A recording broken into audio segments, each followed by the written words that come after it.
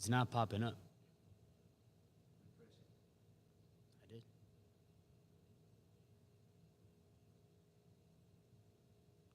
Check.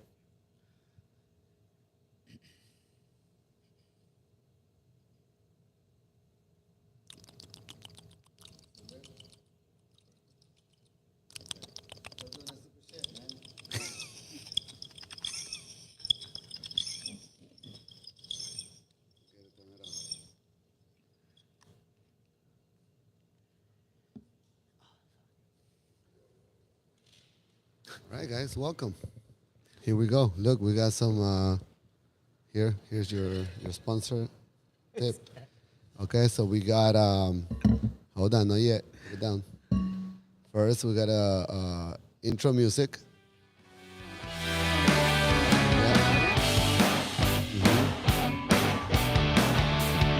Yeah. Yep. And now Fabian is gonna introduce the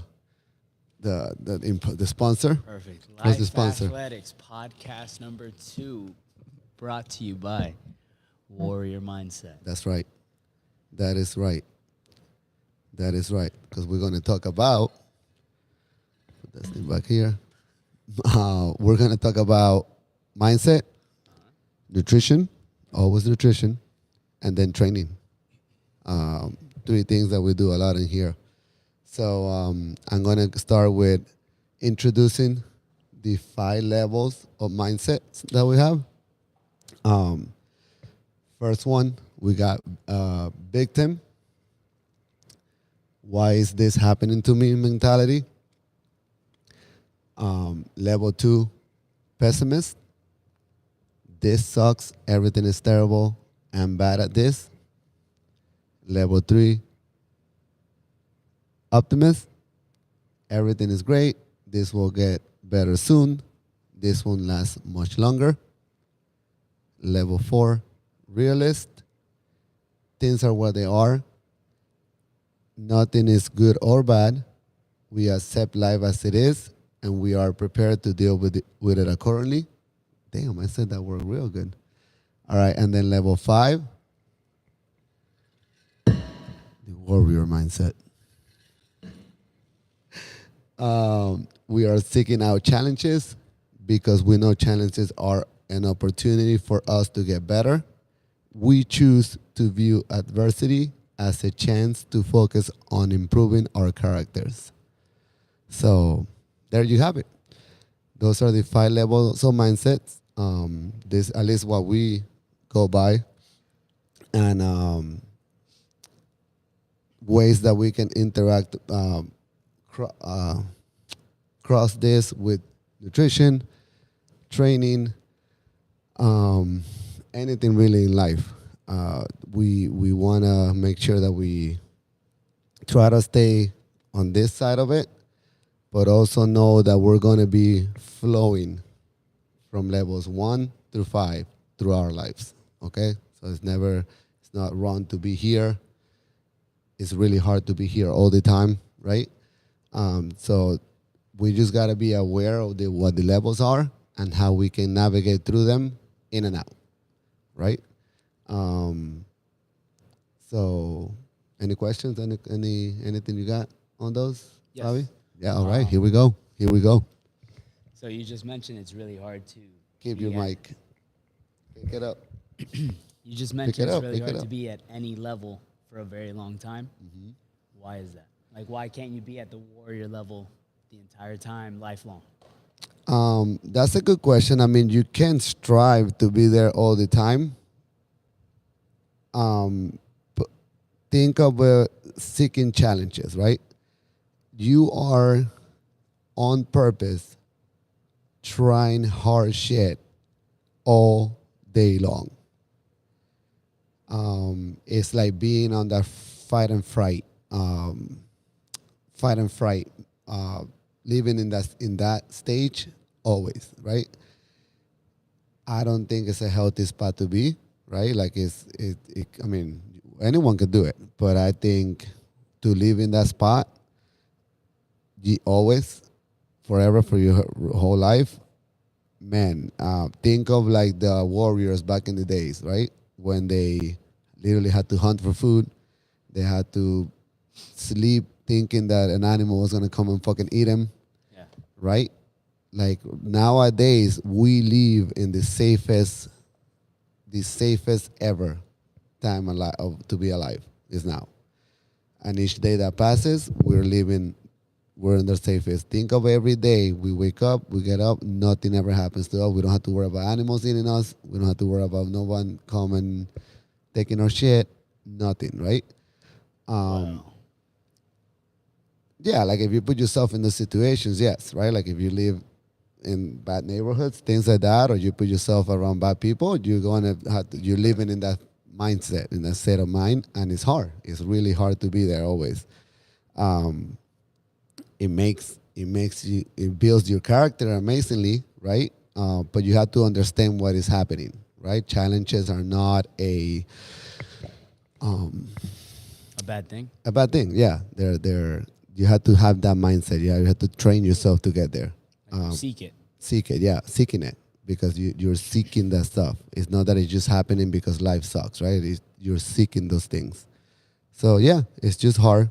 It's hard to be there. I'm not gonna say no one can't, but most won't, right? So if you live in this mindset too long, essentially what you're saying is it's easy to burn out. Yeah, if you don't understand it, right? Like if you don't understand and train your mind that we're seeking it and it's an opportunity to improve our characters, right? And you always seek it and it's like, man, why do things always suck? And why are things always hard for me? And why is everything happening to me?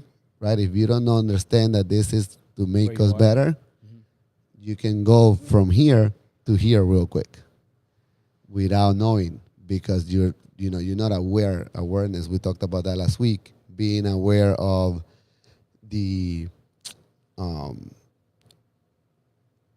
like everything that's happening around you, right? Most people think when something happens and it's bad, oh, everything sucks. Why does this have to happen to me, right? Instead of being aware where you're at, hey, go here, and this is gonna make it better. That challenge is happening so you can learn something. Right. Yeah, that's it. So would you say it's easier to live in that mentality? I wouldn't say it's easier. It's just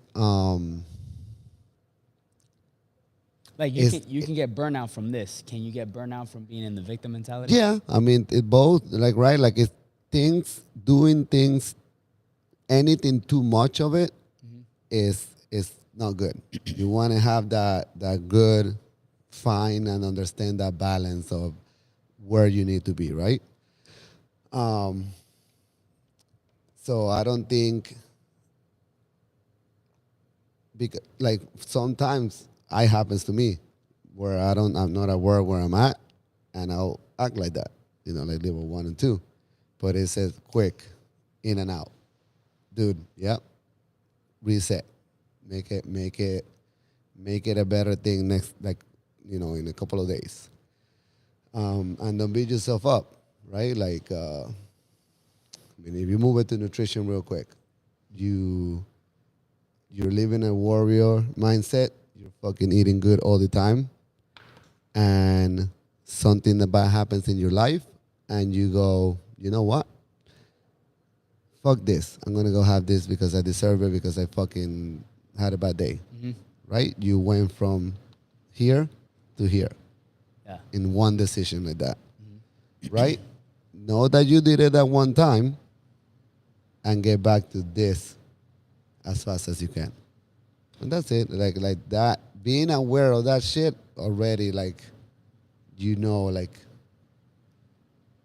it's so much easier not to, right? A lot of people go, okay, I'm going to go and have the victim mentality, break and have junk food, and they stay here because it's easier. You don't think about it, and it gives you the good feeling. Like, Yeah. oh, yeah, I feel good. Yeah. I like how that feels. I like how it tastes. Yes, but it's not. You know what I mean? It's a comfort food. So it's easy. Well, to your example, it's don't let one bad meal, one bad snack add up. Like what we were talking about last week. Two extremes. Exactly. Okay. Yeah. Okay. Yeah. And I mean, there's a random question. I don't know if you know the answer, but where do you think the average human or American is from level 1 through 5? I don't know the answer. I'm just asking. I wouldn't. I don't know that if there's out there like a scientifically not like A study? not a study, but like uh, a poll with a questionnaire. Like where if you are from level 1, I don't know. Most people don't even know these levels of mindset, right? So I would say I can relate it to how sick America is, right? And comfort they are with everything, right? Like in life, in not aware of what they are. Most people live in like levels 1 to 3 because they're not, right? 7 out of 10 people get diagnosed with a chronic disease. 7 out of 10 people die from a chronic disease. That's not, if you're here, that won't happen. At least understand this. Yeah. Yeah. Okay. So that's like a good fix. I mean, the reason why I ask is because out of all these levels, obviously, I've never heard anybody say I'm a victim or I'm a pessimist or I'm an optimist. Yeah. Most people, you'll hear them say I'm a realist. Yes. And again, not understanding, right? Most people, one thing I love about the methodology of the CrossFit and Greg Glassman and what he did, he never did anything out of his opinion, right? Everything was, things need to have a definition, right? So here we go, right? Like those are the definitions that I familiarize myself with and what I follow. You can make your own, right? But this is more like a general. I don't think there's anything here that's like out of the ordinary, you know? That doesn't go with these words and what they mean. So there's a definition to it. There's a concrete evidence of things that could happen if you choose to do warrior-like things or victim-like things, and that's it. You're noticed. You're aware. You know what's happening. Yeah. So that's the. I would say that's my opinion. Again, I don't know, based off how sick America is and what we're trying to do, get everyone healthier. And Yeah. You brought up like there's times where you go from warrior to victim, and you just touch that and you try to just reset. Yeah. What's a recent example that's happened to you? Oh God. You want me to go first? Yeah, you can go first. I'll give you an example. You tell me if Yeah. this makes sense or if this is part of this. When that golf ball hit my car Yes. and I had to come over here and coach, Yeah. I put my shit in my car. I didn't even notice it, and then I closed my door, and all I hear is glass shattering. Yeah. And I open my car door, and I see all this glass in my car. I'm like, fuck, man. Like, why did this happen? Yeah. Why did this happen to me? I'm like, damn it. I'm pissed as hell driving over here Yeah. in my aunt's car because there's no way I could drive that. And then had to, I drove for a few days with a fucking, what was it, the trash plastic bags. bag, Yeah, but yeah, I quickly kind of was like, all right, cool. Like, it happened. There's nothing I could do about it. Yeah. And then got my window fixed within a couple of days. But yeah, that mentality of like, why did this happen to me, did hit because I was like, dude, like. Yeah, and that's the. Does that make sense? Is that part of this? Yeah, 100%. So that's the. Right, you went real quick to up there. Why does it happen to me? Like fuck, and just park here. Like I didn't do fucking. At my house. Yeah, you know what I mean. But real quick, you went to a realism, right? Where nothing is good or bad. You just I accepted it. you accepted it, right? It happened. What do I need to do to fix it? And you went and did it. So real quick, in and out. And it happens with everything. Everything think of like a workout right there, right? You know, one workout is 3 rounds of 21 chest to bar pull-ups, 21 thrusters at 115.85. That was like a nasty semifinal workout.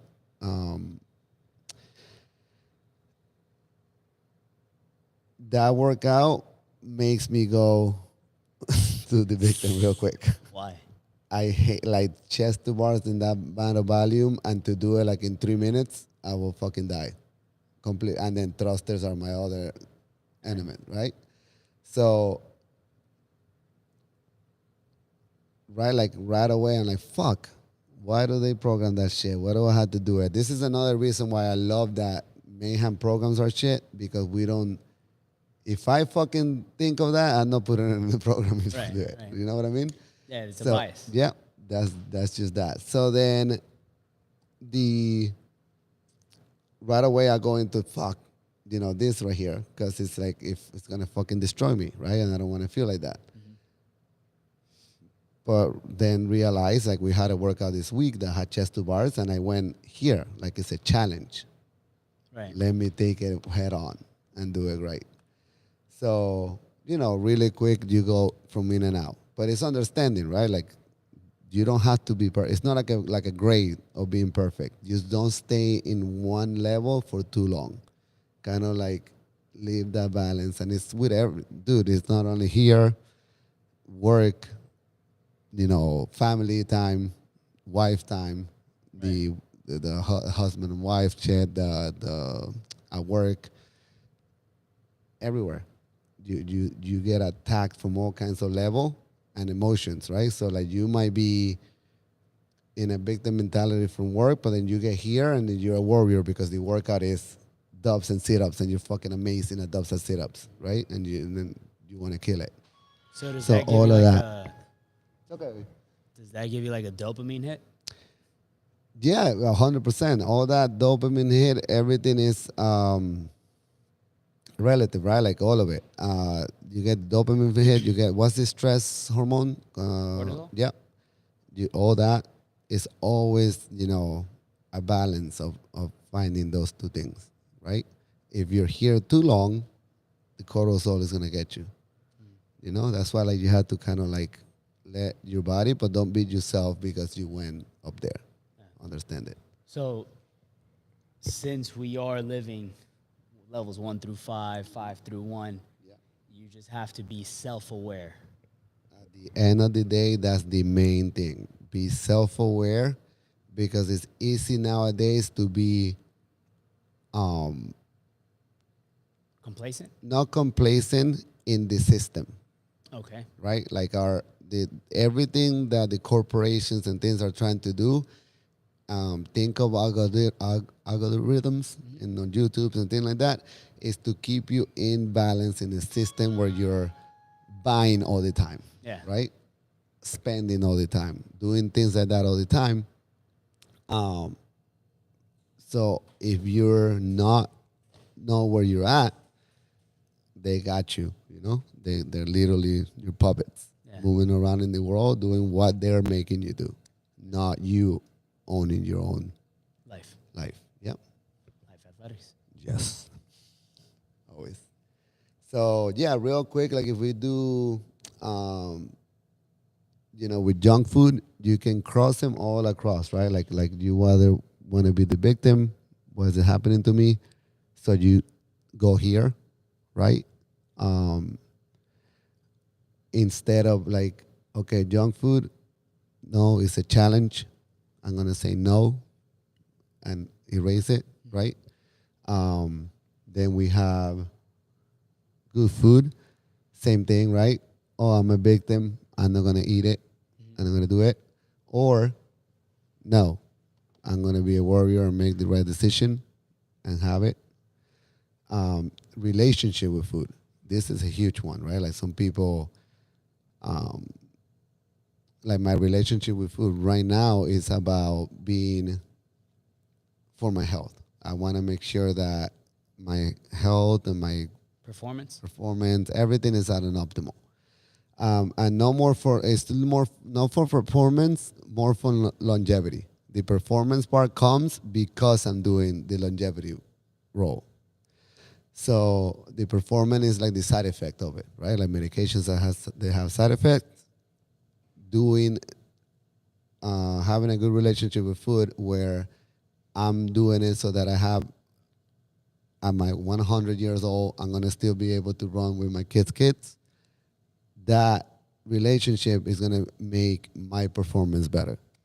In here, and if we had to run from fucking somebody shooting, if we had to, man, there was a video that Natalie just posted, and it was something at a mall, and there were some people that could not run. Like, it was sad. And I was like, yeah, I'll be safe. I'm going to be okay.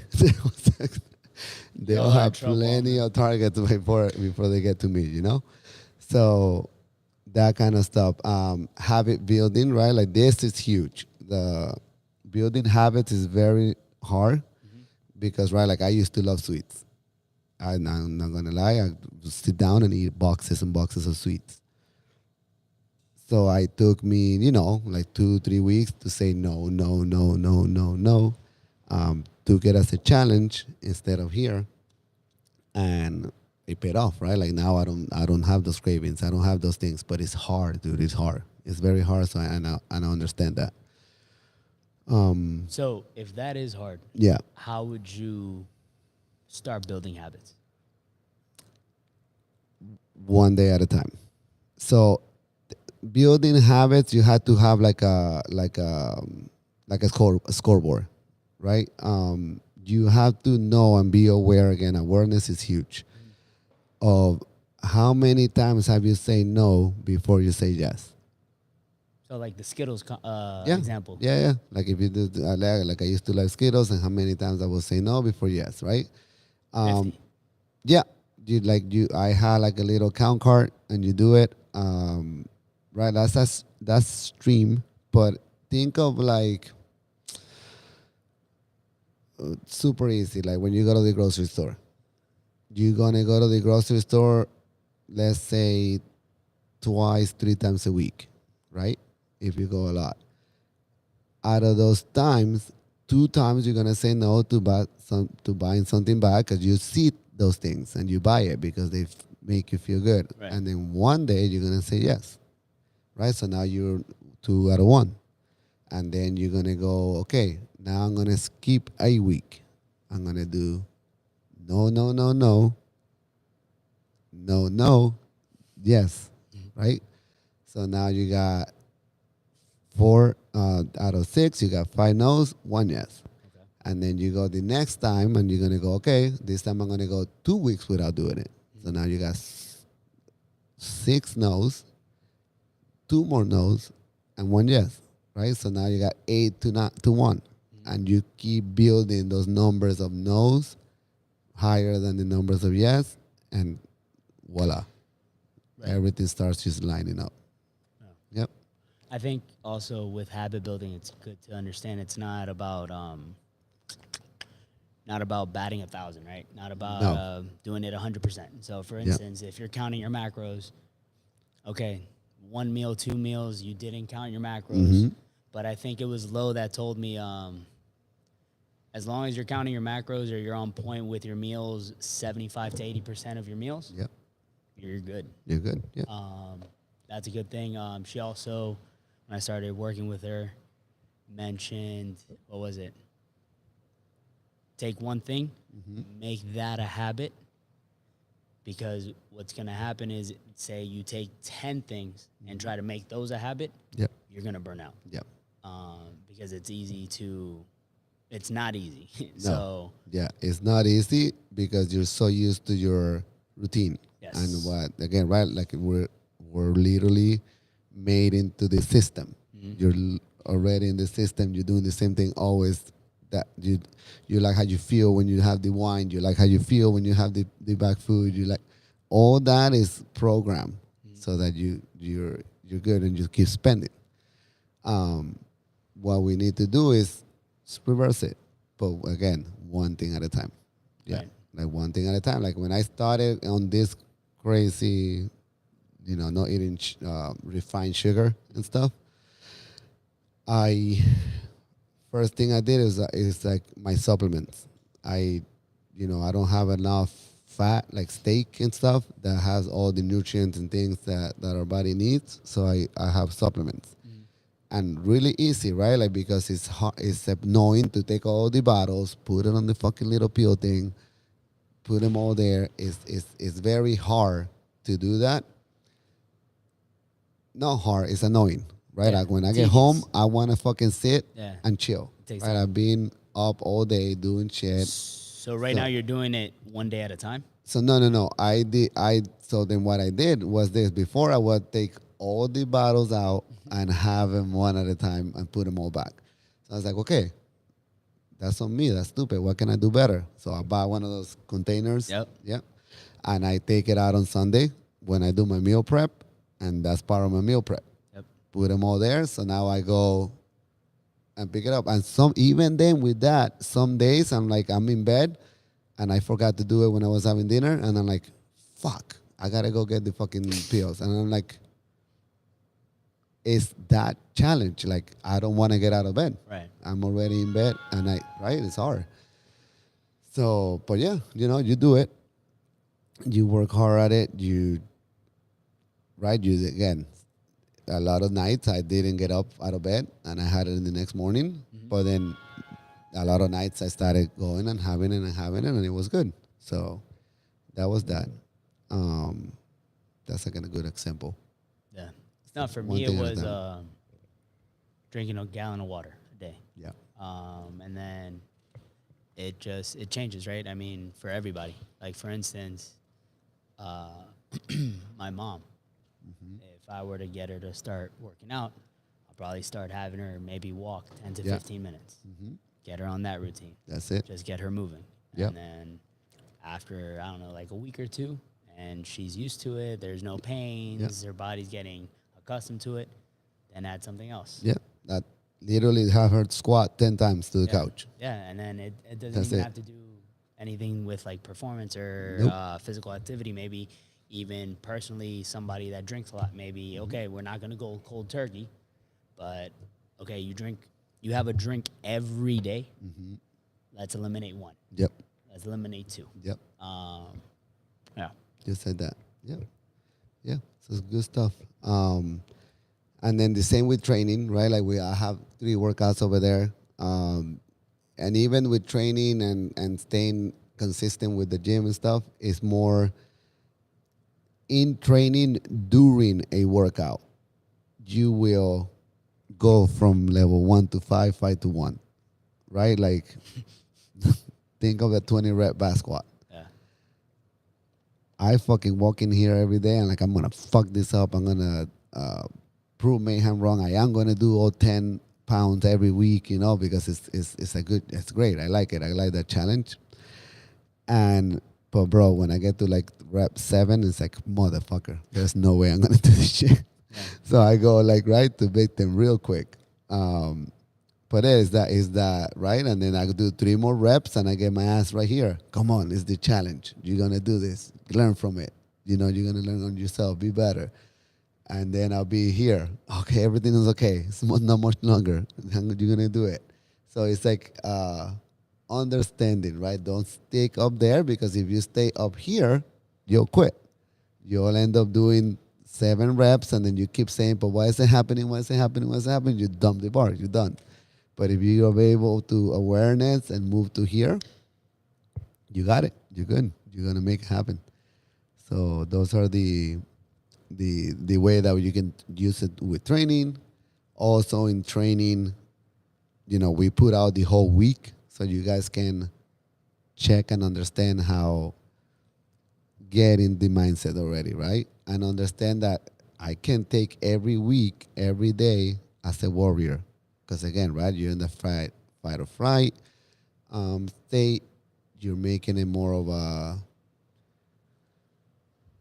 challenge and stuff. Like this week, I don't know what happened, but I usually just go 2 days hard. And this week I did Monday hard. Tuesday somebody told me something and challenged me, so I did Tuesday hard. Wednesday, you wanted to work out with me to do the bike and the GST. So I went hard on that. Thursday, it was the chest to bar pull-ups. At first, I was just gonna do it as, okay, do the chest to bar unbrokens and relax. That's it. And then out of nowhere, I'm like, nope, I'm gonna do this shit in less than 8 minutes. So then Monday, Tuesday, Wednesday, Thursday, all out. Also, we didn't get to swim on Thursday because the pool was closed. Bro, Friday, I was done. Like, I did the bench and that's it. I didn't want to freaking do anything. My mind wasn't in the right mindset. I was so beat up from it, which shows, like, it's too much stress. So it could mess you up if you come in here and take every workout as a go all out, fucking kill it, right? You have to understand how to manage the week, right? Pick the workouts that you like, attack those. The ones that you have movements that you need to work on, focus on that those days, and then you'll make everything better, way better. You get to do this forever, right? If you freaking go a warrior mentality every day, 6 days a week, in 2 years you're done with CrossFit. You quit. And then you blame it on, like, no, it's too hard, it's too much. Like, this is what you hear from people, right? Like, it's too crazy, it's too hard. Usually the people that compete and stuff, and it's more, no, because you're doing it wrong. You're not understanding that this is for longevity, not for a 2-year period, or a 5-year period, or a 10-year period. This is for you to do till we die.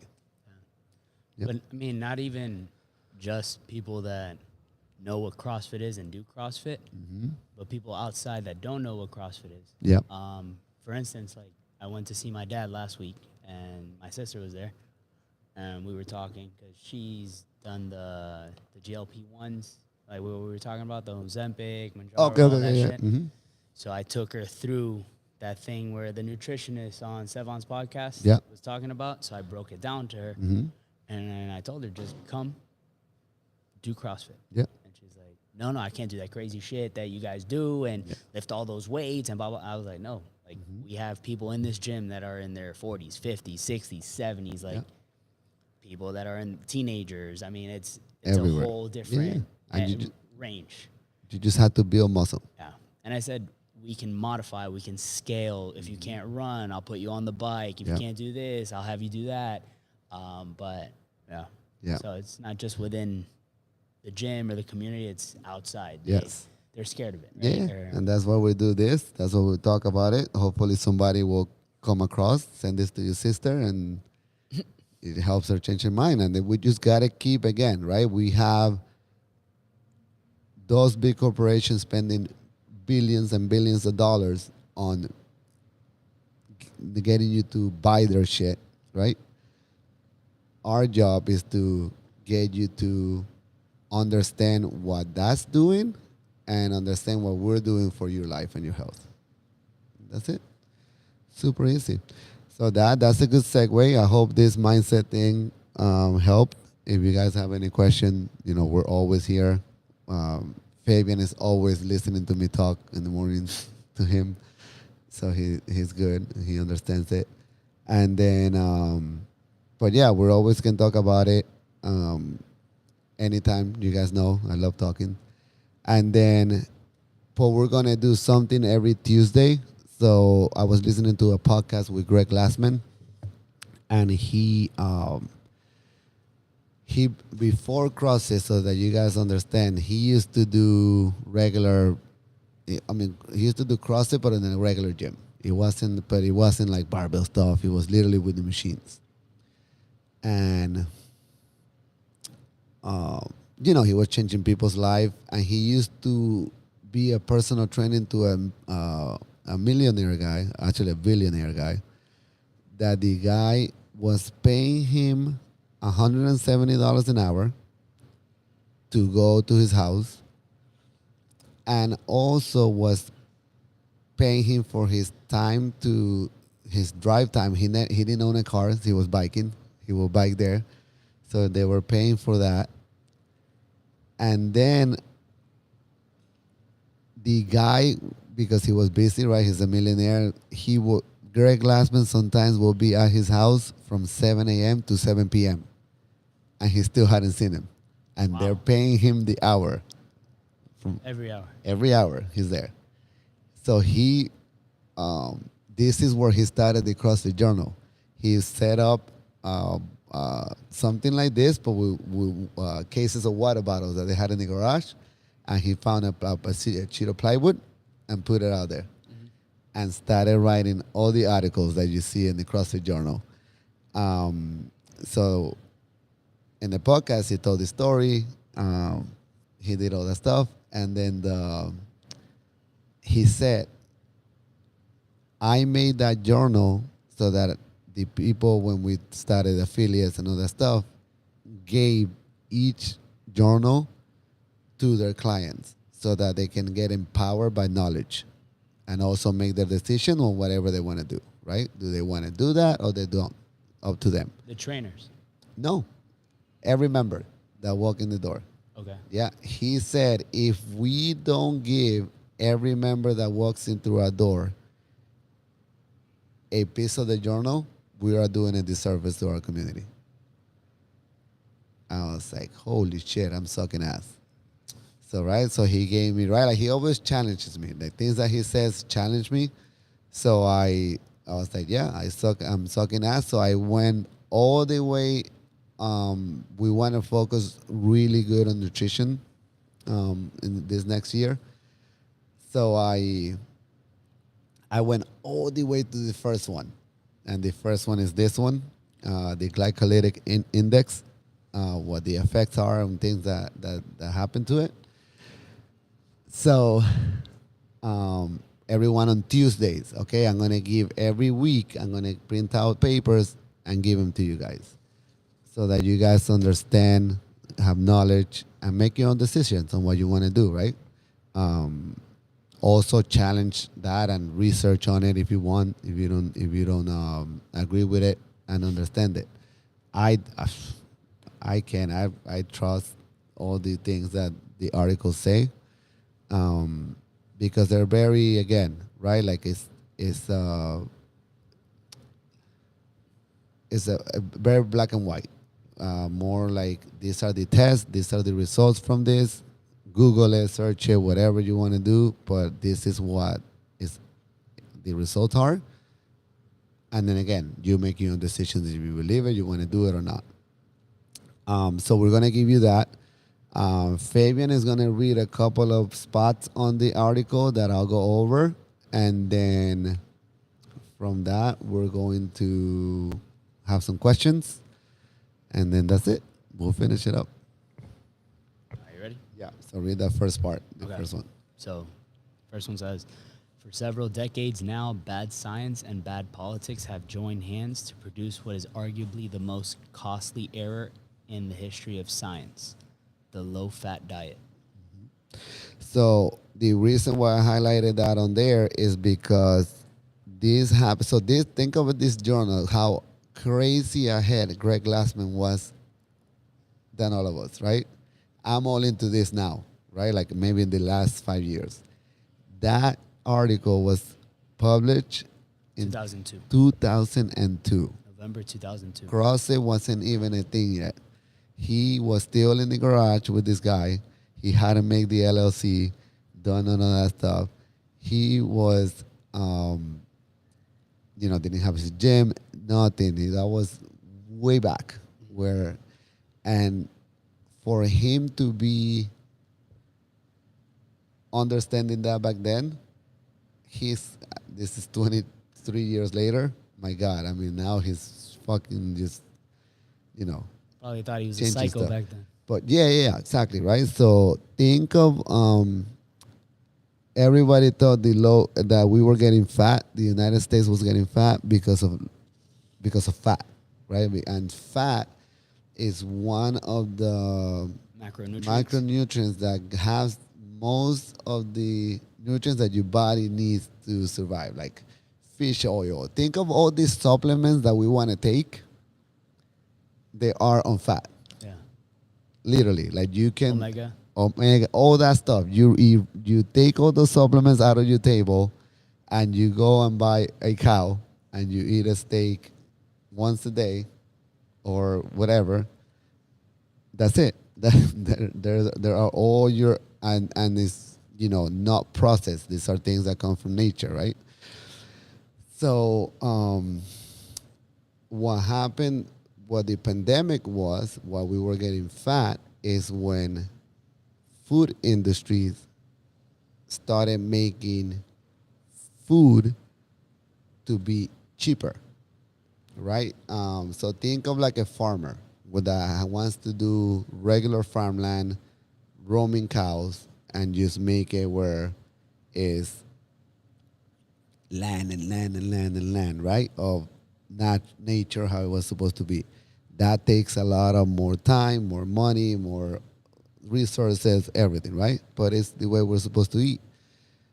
Well, scientists, and they all came across to where, what if we just put everything in a box and we make the food in a lab, right? You don't need a bunch of fucking land. You don't need a bunch of cows. We just do it. We do it ourselves. Right.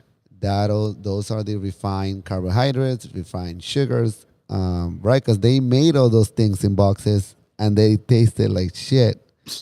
So then what happened was they added sugar to make it taste good, and the extra consumption of refined carbohydrates is what got us fat. Not us, but like the world. Right. It wasn't fat itself. So I love it. Like you can read the second part now. The second if you one? want. Yeah. Okay.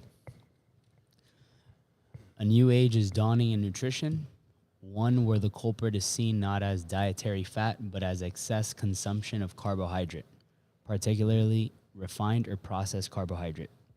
In fact, there's an increasing awareness that excess carbohydrates play a dominant role in chronic diseases such as obesity, coronary heart disease, many cancers, and diabetes.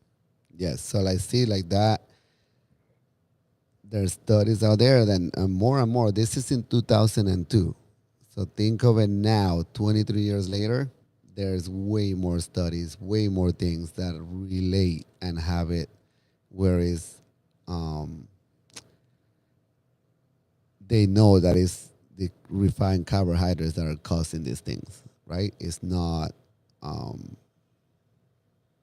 we are ourselves doing this to us, basically. You can read the next one. Yeah. I mean, I think also what's good about now as opposed to back then is everyone was so fast to agree or accept as whatever the mainstream media was telling you. Yeah. Now we're quicker to question or forgot the word that I'm looking for, but essentially we're questioning whatever we're being told. Because, I mean, one day, it's funny because when I was down visiting my dad last weekend, my brother and my sister were mentioning, like, oh, coffee's good for you today, and then tomorrow it's not good. And then it's good to have so much coffee, and it's not good to have so much coffee. And then eggs are good, but now they're bad, and now they'll kill you, but now they'll keep you alive. So just do your own research. Yeah, knowledge. Think of the egg. Let's do the egg thing. Salts. So the egg thing is more on that it causes cholesterol, Right. right? So that there's a study out there that they took a bunch. It's in the podcast with Jocelyn, that they took a bunch of people that only ate eggs and meat, right? The two things that will don't eat too much red meat because you're gonna have cholesterol. Right. Okay, so they took people that on basically the carnivore diet, ketogenic diet, right? Any of that stuff. And are really high on cholesterol, but they have none of the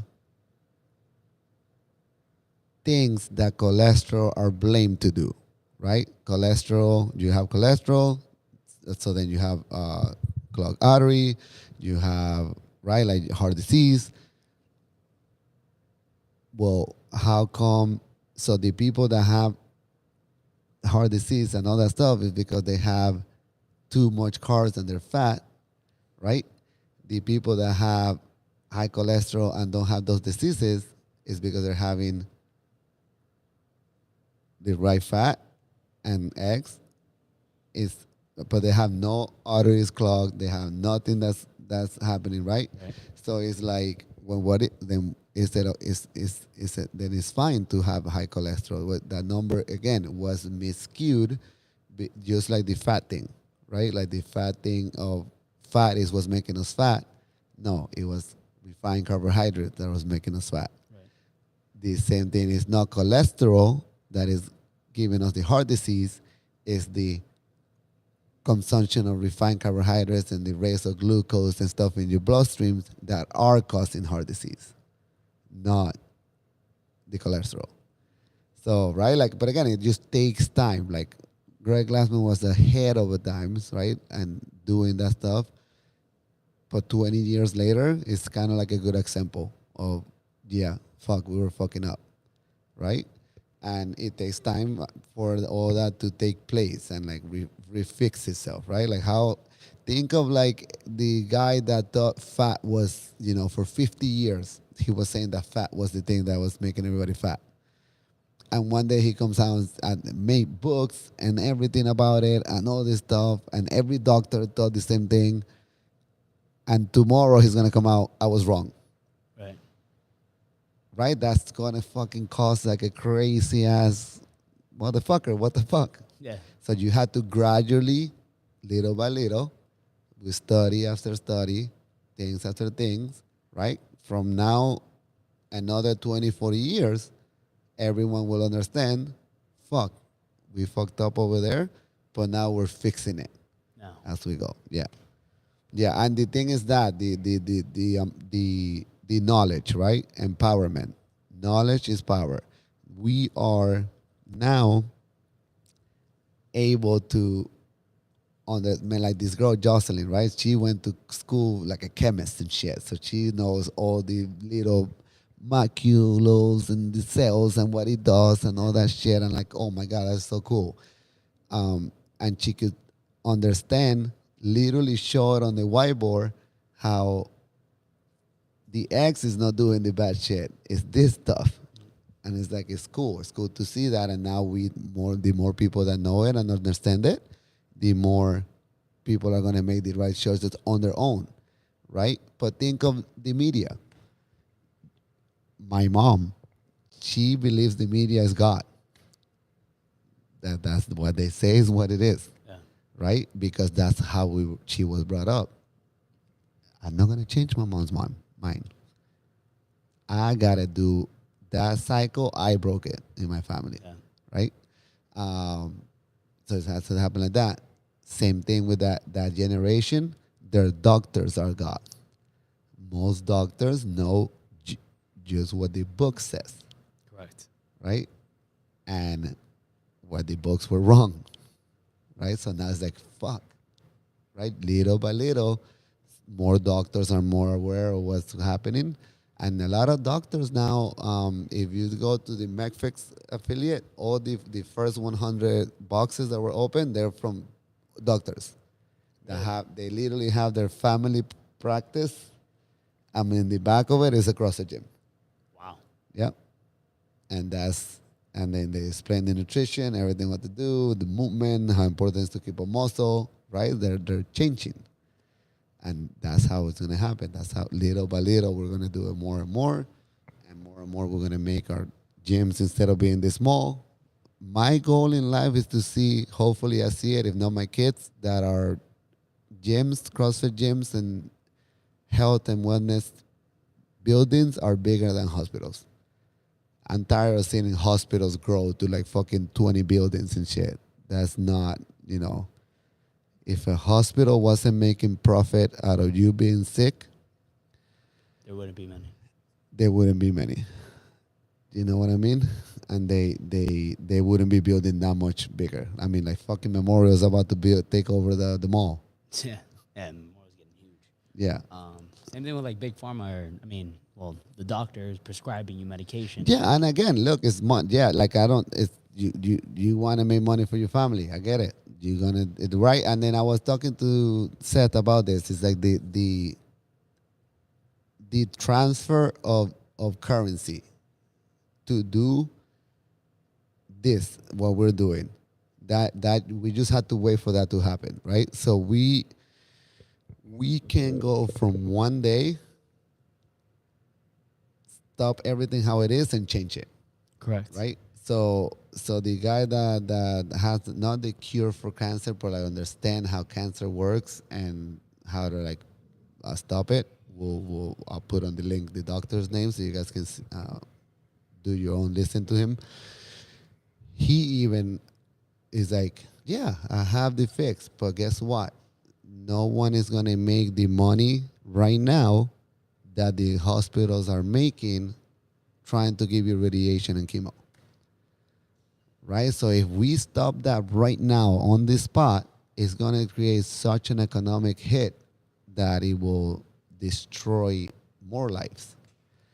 So it needs to be where, okay, how do we go from making so much money here to making a lot of money by doing the right thing?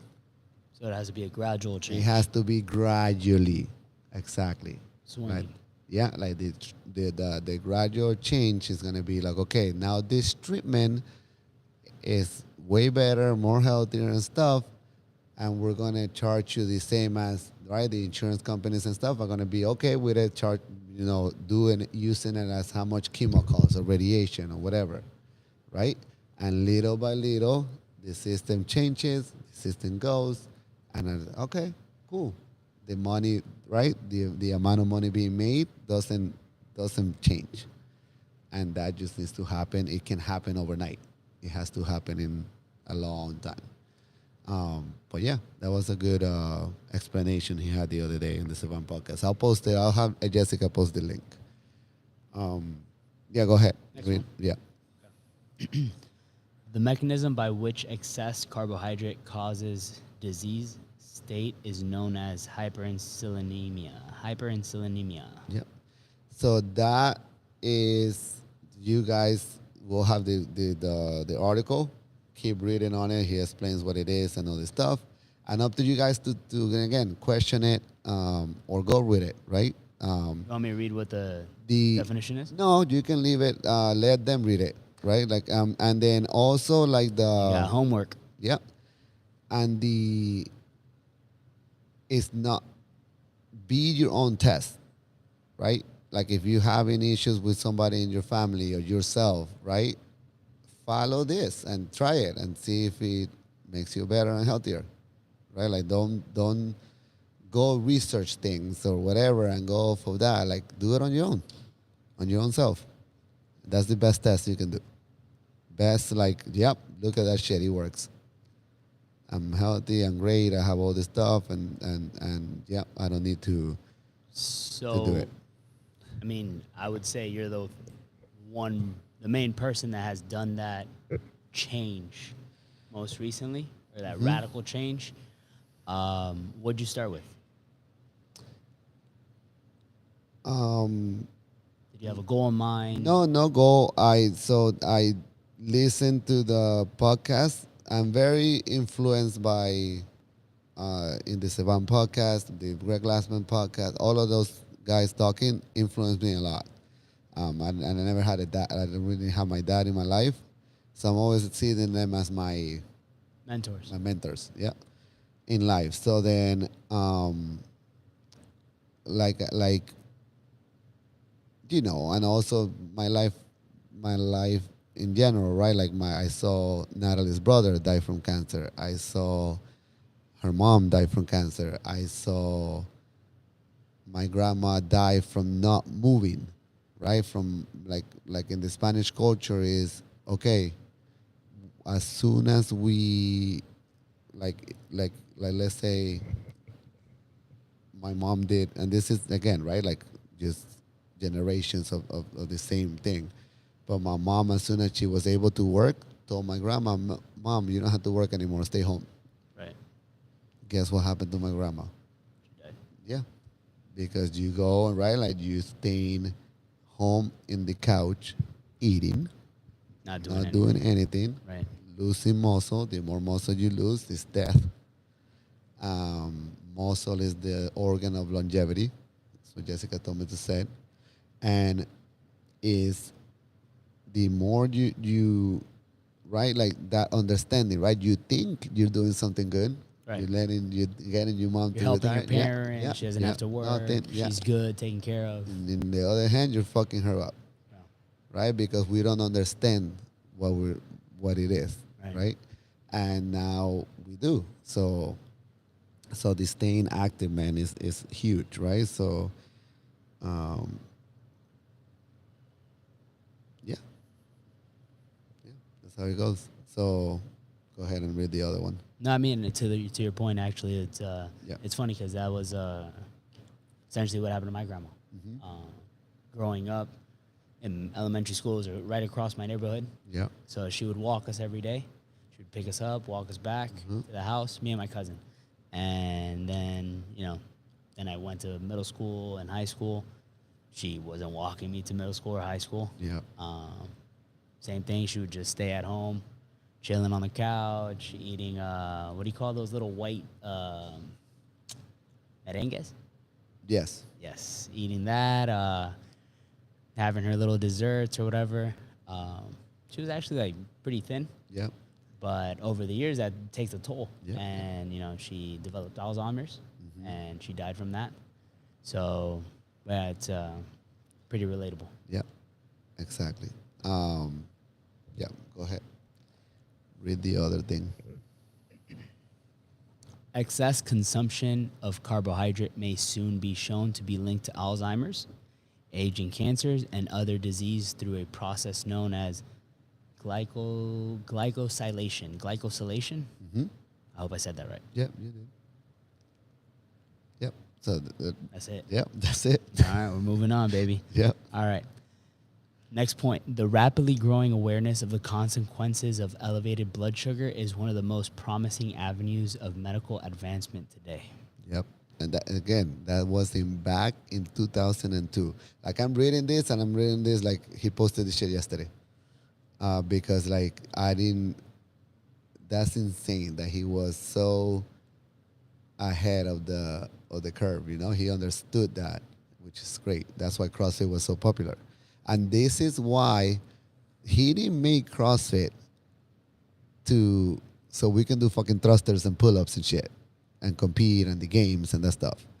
He made CrossFit For your health. for your health, and understanding that nutrition was first. Right. Always. Right? This is one thing that he was upset that he was like, why is the CrossFit Games taking over? It's something that costs me fucking money out of the company every year. Yeah. And it's not changing lives. Like, yes, okay, I guess like it's fun or whatever, and people see it.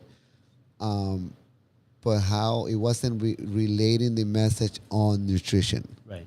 And what it was, right? It was more like your sister. I can't do that crazy shit that you do, right? That's what people will say, right? And only the people that are crazy as fuck came into the gym and tried it because they're crazy, and they wanted to do that.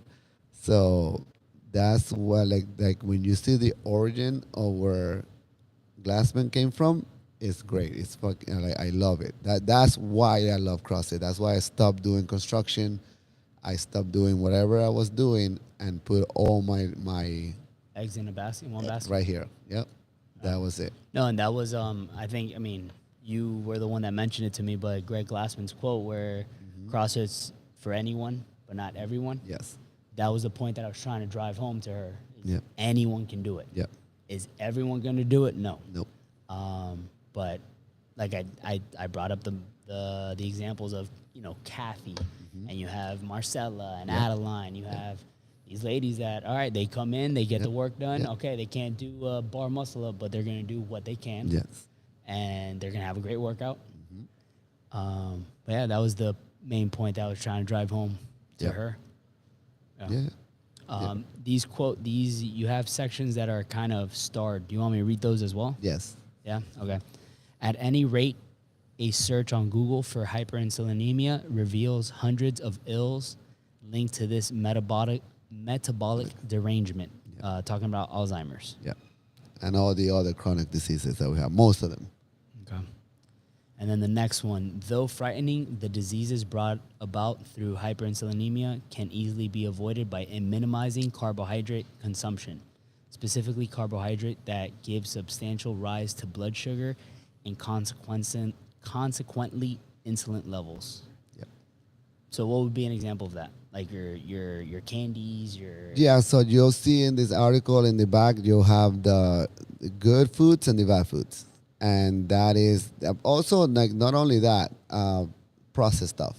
Like, so there is another channel on Instagram. I'll post the link on the show. There's a guy that knows, like, rice, right? We all love rice. I love that shit. When you eat it fresh, or as soon as it's cooked, the glycolytic index of it is very high. Like, it'll give you a super high spike in insulin, right? Because of there's a lot of carbs and glucose going into energy. It's a lot of energy going to your body. Right. Unless you're like you eat the rice and you come here and do fucking 100 thrusters, right?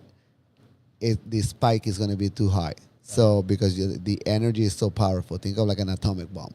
It's just going to blow up in your body as energy, right? And if you don't burn it, it becomes fat. That's why it's like important. So the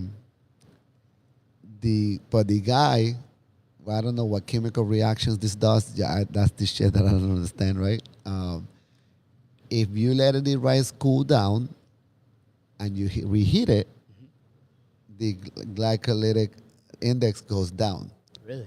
Yes. And the more you do it, the more it goes down. So the more you take it out of the fridge and put it back and reheat it and unheat it, the more it goes down. The more it goes down. The more it goes down. By where you're eating rice and it has zero, not zero, but it leaves the line nice and it's not a spike. It's more of a little hill and it comes back down. Yeah. Instead of a spike. Instead of a spike. So if I were to go to Chipotle right now, I should come back and do a what? Yes. Okay. 100%. Yeah. Or you went to Chipotle because you did a WOD, right? Like you WOD it really hard and we're going to go eat within 45 minutes. Okay. That's going to fuel your energy that your muscles burn. Gotcha. Or like before, right? You're going to use it for the energy you're going to do. It's either works both ways. Yeah. Okay. But that's the craziness about it, right? Like having that understanding, right? Like, because I don't want to give up rice. I like it, and it's easy. It's easy to cook. It's good. And I was like, all right. And then that came across my Instagram. I was like, holy shit, cool. So now every time I eat it, I never eat it fresh. Right. Maybe sometimes, and most of the times I usually eat my rice before I come to the gym. So like for my workout. Your energy. My energy, yeah.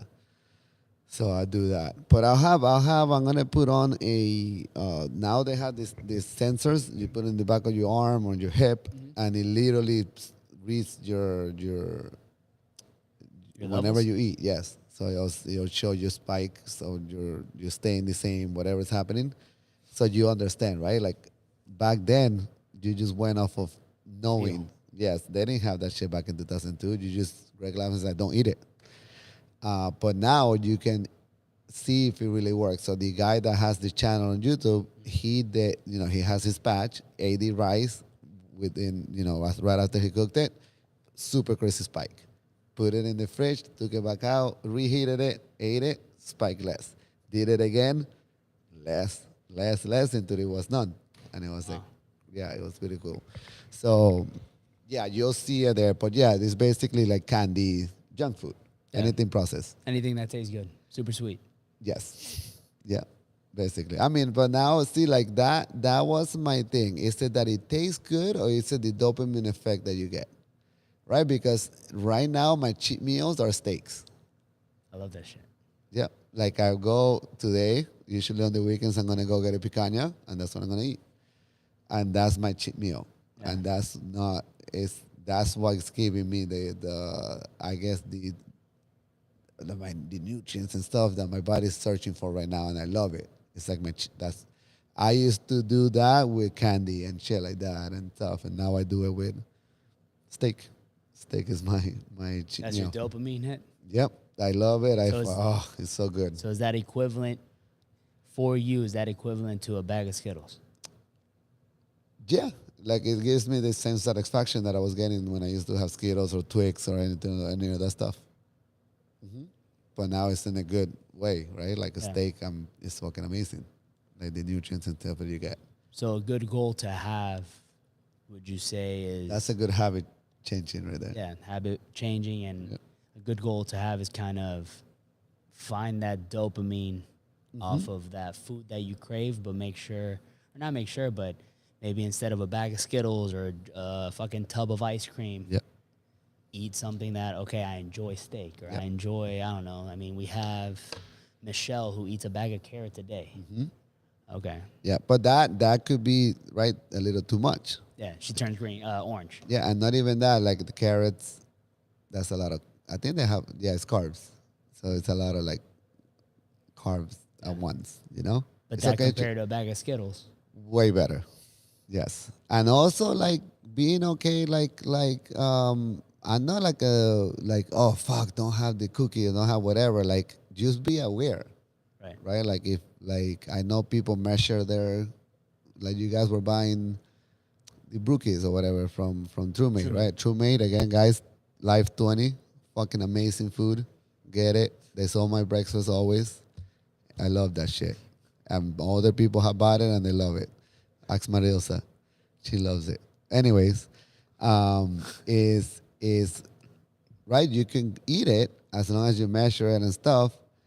But know like the nutrients and stuff that you're leaving out, right? Right. And then don't do it always. Don't fucking buy that shit every week and have it all the time, right? Like get it, have it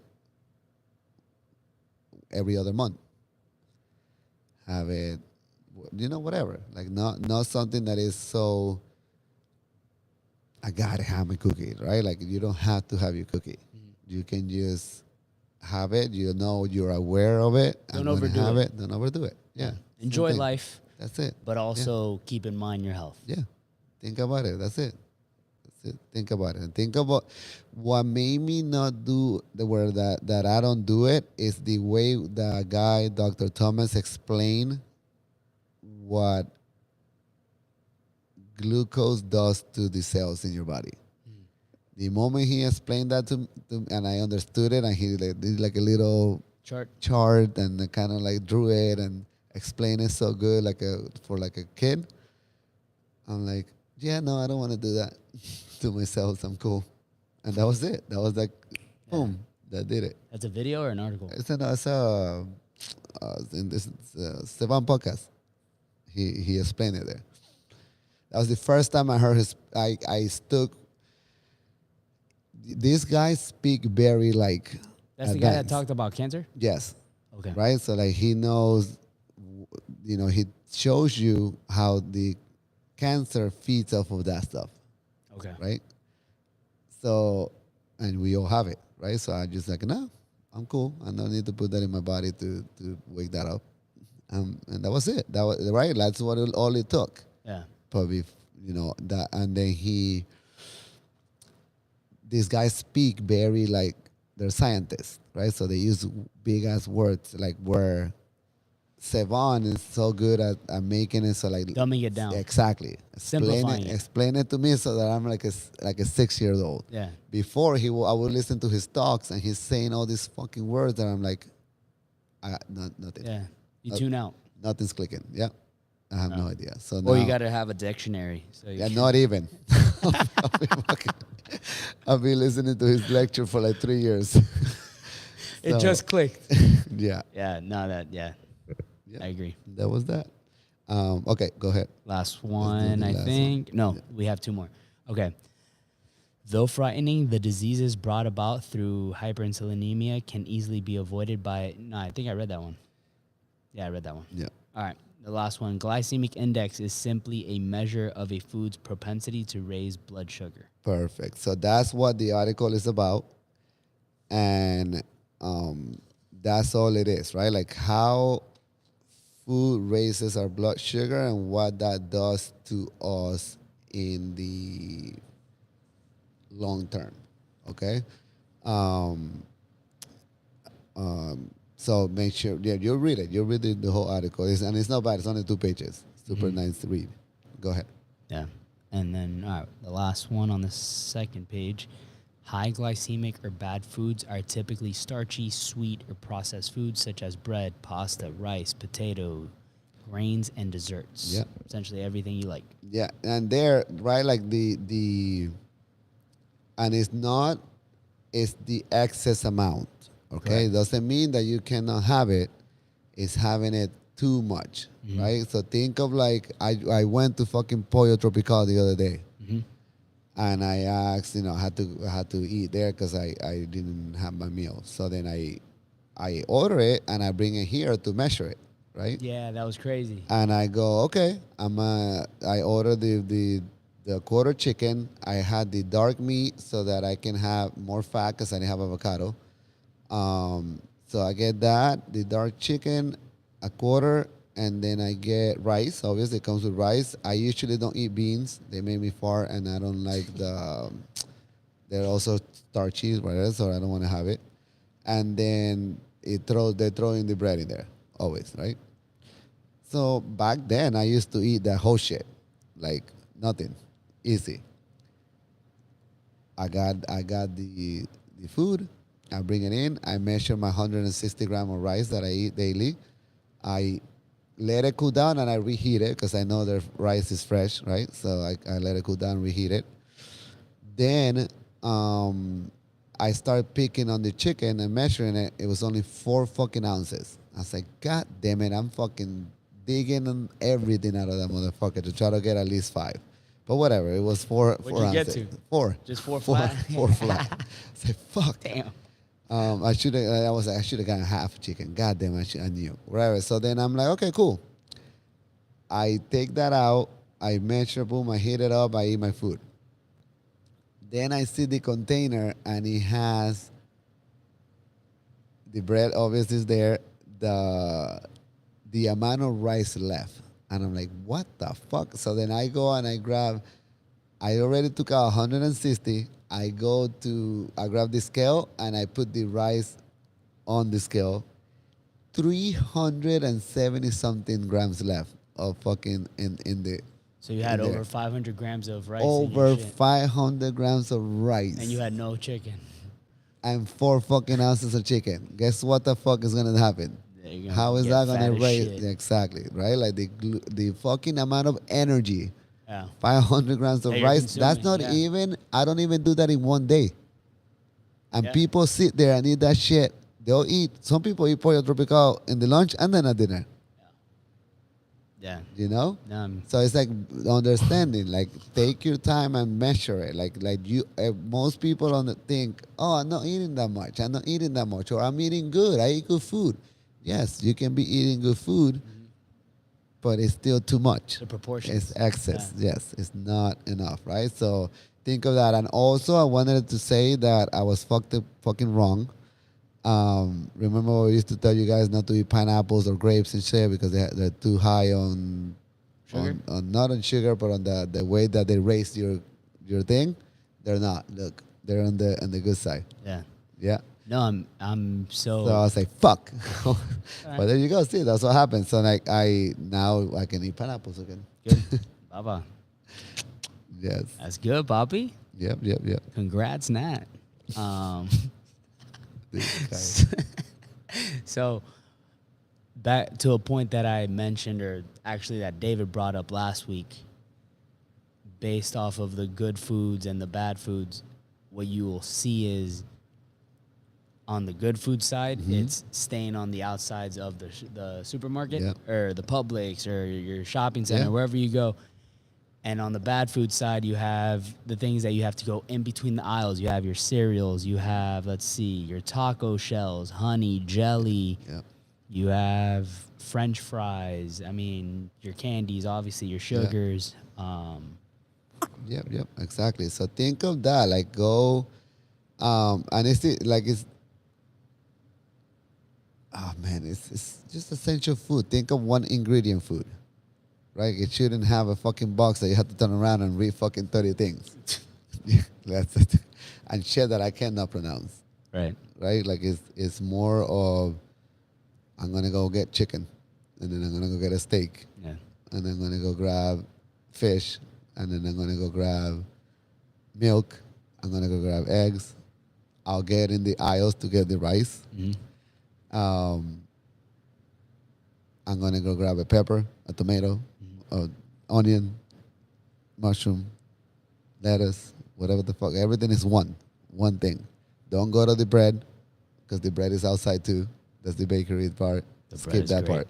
The bread, Bread is great. though. Bread is awesome. I love bread. I love it. That's the one of the things too that I had to challenge myself not to having. But I think helping. I have the low carb tortillas that are really high in fiber. I think that helped that craving.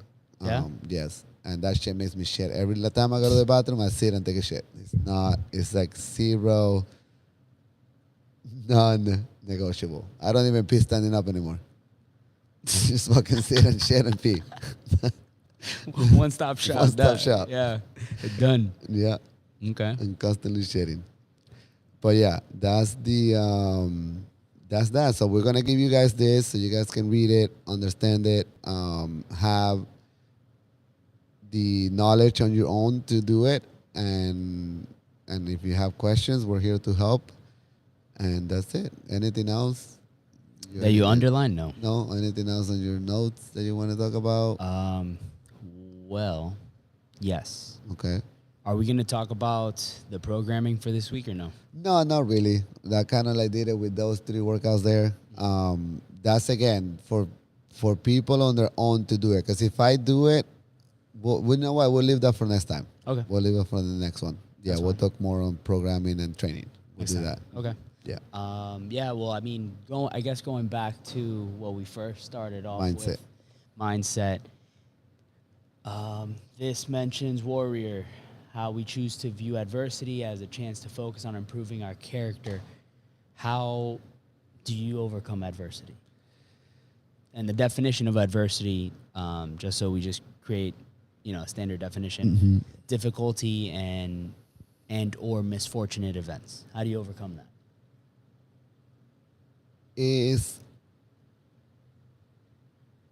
I take it as learning experiences. Okay. Right? That's how the more hardship and things that we go through in life, the more experienced I'm going to be to tell someone not to do that thing or to do it, right? Hey, I tried it. Don't fucking try that shit because it's going to fuck you up, right? Or try it and see how it goes. Or try it and see how it goes, right? Like I love telling people, never live with the if in your life, Right. right? Have that.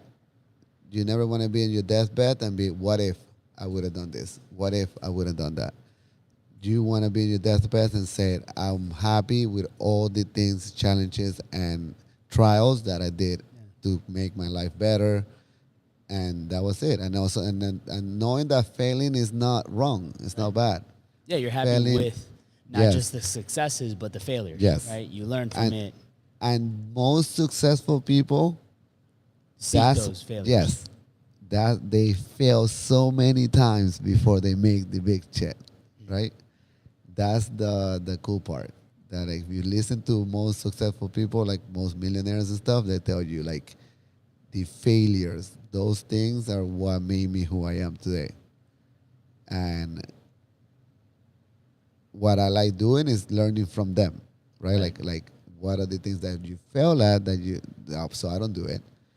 But also like, I'm going to try this anyways and see what happens, So that's the way I deal with them, like adversity when it comes through. A lot of times at first, like I had to check myself because I'll go to where, fuck, this is hard, I don't want to do it, or fuck, like what do I have to deal with this, or I'll let it. I've spent a lot of time in the optimist place where it's gonna get better soon. I'm gonna let it happen, right? Instead of having those conversations that you don't want to have or things that you don't want to deal with.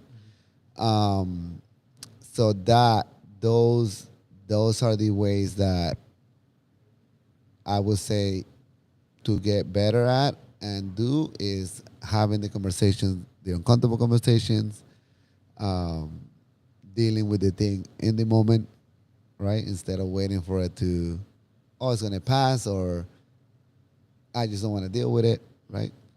Stuff like that, and the way we deal with it is, so I learned this I learned this at therapy. The You create two worlds because we're not, me and you are not the same. You Right. can be similar. You can try to like imitate what I do because, right, me and Greg Glassman, right? I'm never gonna be like he is, even though I strive for it. Or me and Ben Bergeron, me the people that I look up to, right? But me and that, right? That this whole therapy thing was you have a world where I tell you how I feel, you tell me how you feel, and then in the middle we come to a collaboration of how we can put both of our differences, not where we are each giving up something, but where we're collaborating to understand each other better. And that's it. Like you go from there. Like, and it takes fucking work. It takes time, right? It takes the uncomfortable of fucking sitting down and having that conversation. But when you get out of it, you grow. You learn from it. You learn trust. You earn trust. All these things that are great, but are hard to do at first, right? Because it's like annoying. It's like fuck, gotta sit with this person and do this shit, right? So that's how I do it. Um, I don't know how other people do it, but that's the way I do it. So to your point, I think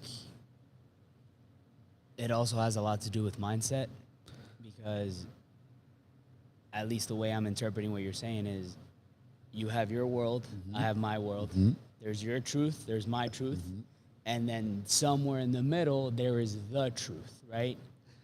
And I wouldn't say there's that truth. It's more of, Well, you're collaborating, right? yes. So This like what happened, you're making, my truth, yeah, right. Like we're making your truth and my truth be okay to be in one world together. right? Yeah. Right. Like it's not where what I'm saying is how it goes, or what you're saying is how it goes. Right. It's where, okay, I see what you, and that helps, dude, in the way of where you start understanding people's Actions, actions. Not only that, like you start being more understanding in how to deal with them, right? How they deal with you, because you're opening this confidence and this like channel, channel of like communication, and that's the biggest thing is communicating. When people don't talk about it, and they'll be like, it's right. You start thinking, oh, he's thinking this shit, and it's not. yeah. It's not that. So that's the big thing, communicating. But yeah, but it's I don't know. I wouldn't put a label on it on the truth. I would be more of the way that we were. It's so much, right? Like think of every decision we make comes from so many years of our lives. Right. I'm not gonna tell you that all this shit you did in your life is wrong. You know? So I need to understand, like, okay, yeah, he thinks like this because fuck, I gotta dig deep and ask you questions that like, Yeah. right? And oh, okay, that makes sense. That's why you think this way, or why, right? And it's okay. Like Yeah. it's not right or wrong. It's Right. not truth or lie. It's more like, yes, there's things that are like, yeah, this is daylight right now, right? That's the truth. reality. Yes, that's the truth. But that's more things that are object. You can argue with that shit, Yeah. right? But personalities and stuff like that, dude, there's so much. We're complex. Very, very. The complexity of our human body is insane. and how we process shit. Yeah. But what I found, at least, relating it to my life, is it's easier to have those conversations with people that also want to grow and have that growth mindset. Because if somebody's very fixed and this is how it is, this is my life, this is what you did to me, and okay, like, I'm trying to have that conversation, I'm trying to communicate with you. Yeah. Okay. That's it. And let time pass, and whatever, you want to revisit this when you want to revisit it, cool. Yeah. That too, right? Like in the age, like somebody that's lived, like I might not think this like how I think right now in 10 years. Right. I'm way better than I was 5 years ago. Right. I'm always evolving and changing and doing things differently. So again, challenging myself. I used to think therapy was, I don't need therapy. I'm perfect. I Unnecessary. fucking do my book. I got my shit together, right? And my life is happy. Yeah. And I go have therapy and fuck, I love it because it just challenges the shit out of me every time. But that also comes from culture, right? Because in the Spanish culture, like, you don't want to go to therapy. That's for the crazy motherfuckers, right? That's for the psychos. And that's what you think. I literally think of therapy as a coach. I have a fucking coach for my life. Like we all have coaches that teach us movement. We need a coach to help life us. Coach. Yes, literally. It shouldn't be called therapy. It should be called life coach. Coach, man, is a huge word. Like it's I think people take it for granted. A coach is a very, very important part of life. Like I coach my kids as a dad. You know, I'm coaching them. I coach people here in mindset and shit. Yeah. Right. My therapist, Denise, she's coaching me so I can be better at doing what I do here. It's huge that everyone should seek that. Be a warrior on that sense. Yeah. Yeah. Really cool. Yeah, there was a point I was going to bring up, but the growth part, the mindset part. Damn, totally forgot. But Okay, I'll come back. Yeah, I'll mention it next time. Yep. All right, we have some questions Yeah. over there in the phone. Oh, people, yes. up. Back to that, not adversity, but motivation versus discipline. Oh, God, yeah. That's huge. I mean, So motivation is a... Can I define it? Yeah. The reason or reasons one has for acting or behaving in a particular way. Yeah, and that, again, that's a good definition, but it has its flaws to me, right? Because it doesn't describe or really tells the story about motivation. So motivation, to me, is a spark. It's a fixed mindset, right? You feel motivated for a very little amount of time. Right? So it's like, oh, I feel motivated to have this food. I feel motivated to call my mom. I feel motivated to go to the gym. I feel motivated to start something, right? Your brain, you're telling your brain those things. Your brain gets the dopamine from it like this. Like And then it goes away. That's it. Yeah. Gone. Right? Because we didn't do any of it. We by just saying it, our brain feels good. Right. I'm gonna start this on Monday. How many fucking times we hear that shit? Yep. Treat every day like it's Monday. Yeah, right. So that thing is where discipline. I would say not only discipline I think the key is discipline and consistency. Right. Right. So you gotta do discipline things, right? We have the discipline to know that it takes time for everything to happen. We didn't get fat from one fucking time eating bad. It was time after time of discipline yourself to eat Consistently eating like shit. Yeah. We have to do the opposite. We have to have discipline and consistency in doing the right thing and doing good. That's it. So what I wrote down was use it as a tool or a spark, like motivation, right? Yeah. So what is something that motivates you? Man, fuck, I'm so in like grown over that already. People ask me this all the time.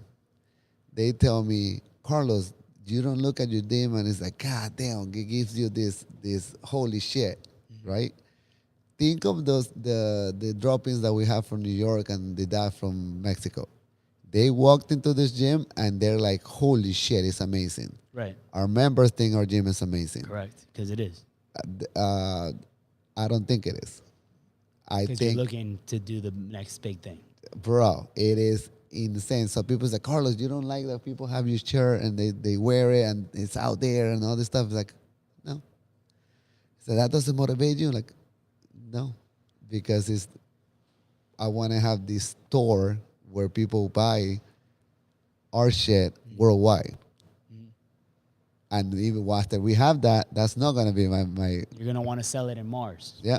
And then Pluto. Yeah, it's like nothing like that. So so I went past that.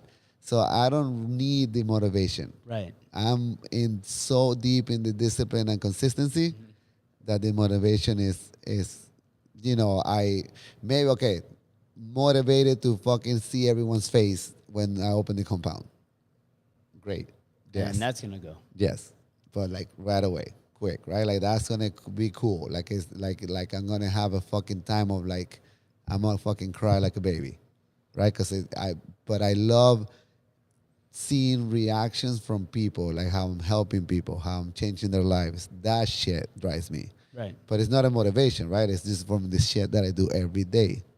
That's motivation. Yeah, but that's what I like. I don't rely on it. Right. You know what I mean? So like even I do everything is chase excellence and the money will follow, right? Like you being fucking full time. Right. Motherfucker, we have no, There's this. no safety net. Yeah, but you know this that we don't have the budget to do that shit. And I go, it's okay. We're gonna make it happen. Right? Because it gives you that pressure. So maybe like the motivation is feeling the pressure to make it happen. Right. Right? For me, but that's more like the challenge, right? Seek for it. Seeking. I'm seeking it. I'm gonna fucking make this motherfucker full time and fuck it. We're gonna figure it out. Yeah. Not the thing, right? Like I wanna fucking make the compound, not so we can have a fucking compound, but on you guys to have a full-time job on this and have fucking a generation of wealth and have all these things where that makes my shit drive. That's my thing. Yeah. Yeah. Okay. I'll accept that, but I know what motivates you Okay. because it's what motivates me. Okay. When somebody tells you can't do something, like if somebody says, "Yo, Oh yeah, that's you're not gonna be able to open the compound," Yes. you're yes. crazy. It's not gonna happen. Yeah. So I will say it, and it's cool because I have a healthy relationship with it. You know, some people get like, I'm Down. gonna fucking prove this motherfucker wrong or shit Yeah. like that, right? I'm more in the like I'll use this as an example. One day we were having dinner at Natalie's house. We were kids, and her mom goes. Natalie asked her mom, "Man, mom, you think one day I'll be able to stay home like you and stuff?" And Natalie's mom says, "No, you'll never be able to do that because you marry an employee of your dad's, right? I was working for him." She said that to you in front She of you. said that to Nat, and I was there. Yeah, we were all eating dinner. Ah, And I didn't take a note of it, none of that shit. I just, okay, cool. And Natalie obviously gets mad at her mom and shit, but I'm like, no, it's fine. But in the back of my head, it was Yeah. always there, right? Yeah. So like the day Natalie had, and it didn't happen on purpose. I didn't fucking work my ass off to make that happen, right? Right. It came the day that Natalie was pregnant with Emily. And she's walking home from the hospital, and she gets to the house, and she goes, "I want to quit my job when Emily is born." okay. And I go, "Shit, okay." So then I talk to my secretary, and she's like, "Can we afford that?" And she goes, "No." Hell no. And I go, okay. So then I go walk to the living room because my chair was in my house. I didn't even have an office. And I tell Natalie, yes, she says it's good. She's like, You can call it quits right now. and Lisa's like, what the fuck? And I go, shh, don't tell her shit. And she goes, okay, I'm going to tell him. And it took her like 2 weeks to actually say it. And then she did. She quit. And fuck, how many years was Emily's? 11? Yeah, 12 years. 12 years of Natalie, Not working. No. Well, listen, that timeout, motherfucking, I will go to work 3 jobs before I stay home. That is, I will do that shit. I mean, Natalie stays home with the kids, does the kids shit, the school, getting ready, works for the gym, does all the admin, all that shit. The shirts. Bro, Coaches. amazing. Yes, like it's. I always tell her, like, dude, let me find somebody else to coach your class. Come enjoy the gym, and that's it. She said, no, I want to do it. All right. But it's like very, I will work 3 jobs. I will be here from sun up to sundown before I fucking stay home with kids. That is a job. That is like a fucking slavery job. Yeah. It's bad. So, but yeah, things like that, I guess, you can say they motivate, but I don't do it on purpose though, right? You know what I mean? Like it's just in the back of my head, and then when it comes up, but that's how you operate. Yeah, but it's very natural because it's not like I write notes on it or. No, I do. You do, but I don't. Like, no, you know what I mean? Bro. Like, I don't have like a notepad with fucking. Oh, I remember this day she said this shit. Yeah, it's more of a. You keep a mental note. Yeah, but not on purpose. Right. Because what happens because of how hard I work for things. Mm-hmm. That's why she had that, right? That's why I'm gonna open the compound. Even people are gonna say no. There's no way. You just put in the work. You put in the work, chase excellence, and it's gonna come. Yeah. Right. So. No, I mean, so. That's that. On my side. Yeah. I have the same approach, but I write my shit down. Yeah. I use it as it's my tool. It's my little spark. Yeah. I can't rely on it, right? Because I still have to stay disciplined. But in the back of my mind, I have, why'd you hire Fabian if he's fat as a coach? Or all the motherfuckers I said, Fabian's unqualified to coach. Yeah. People in my life that, you look the same as you did 5 years ago. Even this, bro, it'll be the simplest shit like that'll like trigger something. But even you fucking around, or you'll say, I'm gonna fuck you up today on the GHD. Okay, dale, it's game on. Or I had what was it? There was a running wad, and this was like about a year ago, and I'm coming down the little hill to start running the 200. And David's bitch ass runs right by me. Too slow. I'm like, fuck this guy, dog. But it's like little shit like that. But it's like those are like little minor ones that I understand. But it has to be natural, right? Because if I know somebody's doing it just to mess with me, then I don't really care for it. Yeah. But if I know like there's some like truth behind it, because it's this isn't, I don't take it as insults, but when we get insulted as humans, it's because there's some truth, or you believe that there's some truth behind what somebody's saying, right? Yeah. So if somebody calls you a fat fuck and you're upset about that, it's because you're not doing the shit that you should be doing to get in shape, and that's what's bothering you. Yep. But yeah, so like I mentioned, use motivation as a tool, but rely on discipline, because you can use motivation as, oh, you're into this guy or this girl, you got this crush. It's like, okay, I'm trying to, eat better or work out a little bit harder because I got this person in my life. But then what you see is once you get very comfortable, and I've seen it, I've lived it years ago, where you get comfortable and you get in a relationship, you blow up. Yep. Or the best one every January, new year, new me. Yep.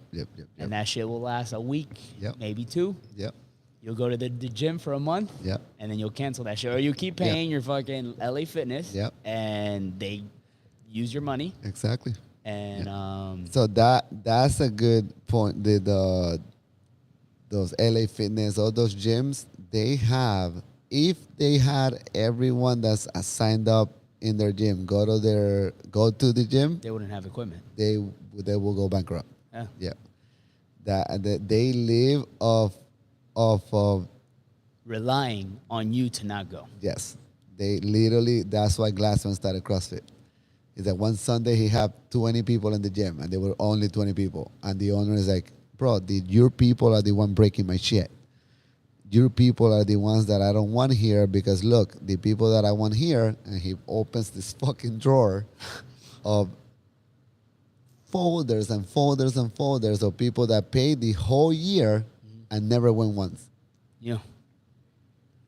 And all you see is the money signs on that guy's That's eyes. it.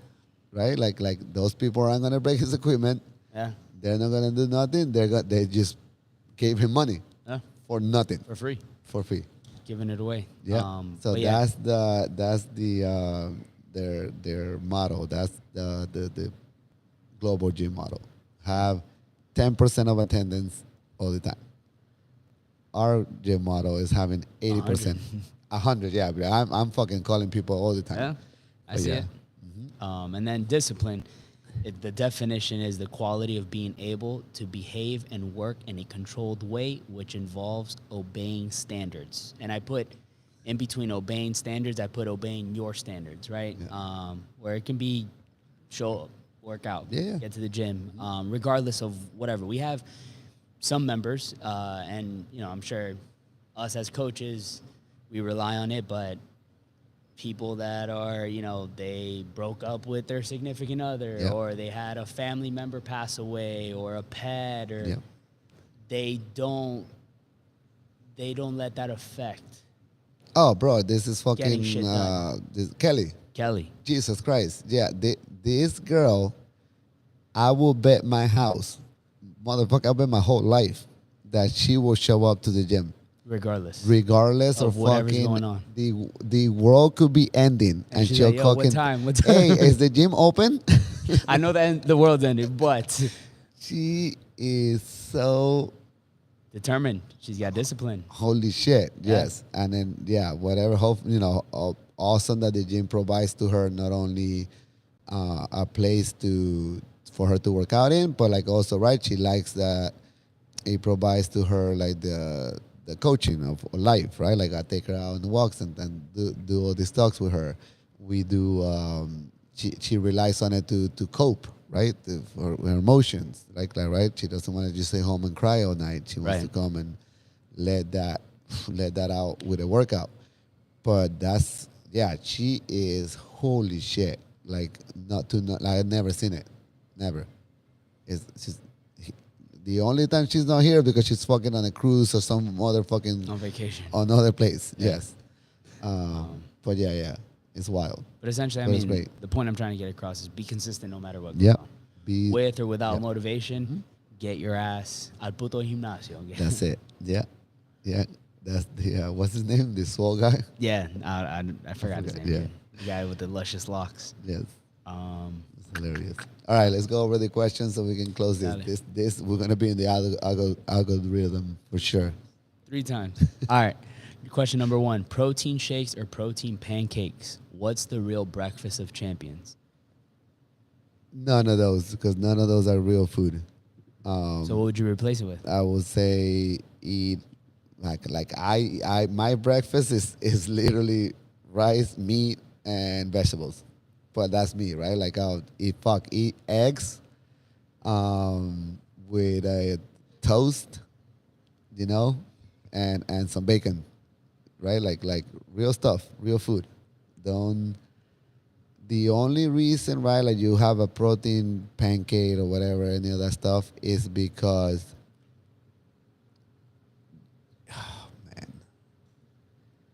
you literally don't have time, right? Like you fucking didn't prepare, your weekly shit or something happened, and you're like, okay, I gotta eat this now. Yeah. But if it's better than nothing, right? Of course. But if if you have time and you prepare and you win preparation and you do your meal cooking on the weekend for the week, you don't have to deal with that. Yeah. You don't have to have those questions. But if you are gonna eat protein pancakes or waffles, Maga's protein Yes. waffles They're with great. fresh fruit, Oh, amazing. fire. Fire. And they have eggs inside. Yep. They're great. Question 2: if burpees were a person, what would you say to them? I love you. Why? Ask any firefighter in here what their main reason they get waking up at night to go do is to pick up somebody from off the floor Can't that get can up? get up. Life alert. A fucking burpee is literally getting on the floor and getting back up, having control of that in your life. So thank you. Yeah. I love you. I love you, burpee. Number 3: would you rather give up carbs for a year or leg day forever? Carbs. Why? I could eat meat and egg and fat always, and I'll still be alive and amazing. And without leg day, I fucking lose muscle. Muscle, testosterone levels go down. Yeah, all that shit. Yes, I need to build muscle. Yeah. Leg day. Yeah. Look at that, Bobby. Remember that when you're doing your 20 back squats. Oh my this God. week. Fucking back squats. Okay. Question 4: is it still a cheat meal if you don't feel guilty about it?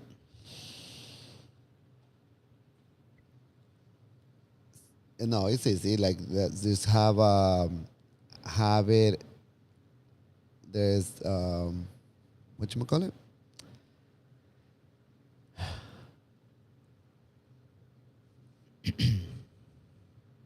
Shit, that's a good question because my cheat meal is a steak, so I'm not guilty about that. I guess guilty if it's something processed and stuff. Yeah. But whatever, that's up to you. Like again, it's up to that person wherever they're at. Mhm. As long as you're not having cheat meals every day, Right. right? It's funny because this was something that Lo kind of reframed for me, where it's like, if you call it a cheat meal, you're going to feel like shit about it. You're going to, it's not, you're cheating on your... Yeah, it's just a fucking meal. Yeah.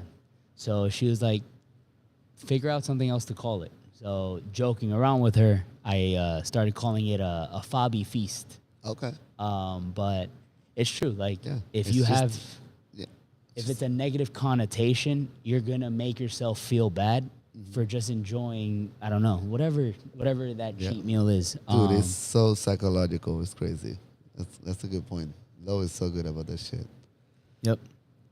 Question 5. Have you ever cried during a workout? And Yes. was it from pain, joy, or realizing you forgot your pre-workout? I cried twice after doing acid bath. Why? Pain. I felt like my fucking life was, I don't know, holy shit. Yeah, it's bad. It's nasty. Okay. 2 times. Okay, we're leaving. 5 more minutes. Did you pick up Livian? She picked up Livian already? Okay, we're leaving. 5 minutes. Not even. 3. All Dale. right. Number 6. What's worse, squatting after leg day or running into your trainer at a fast food joint?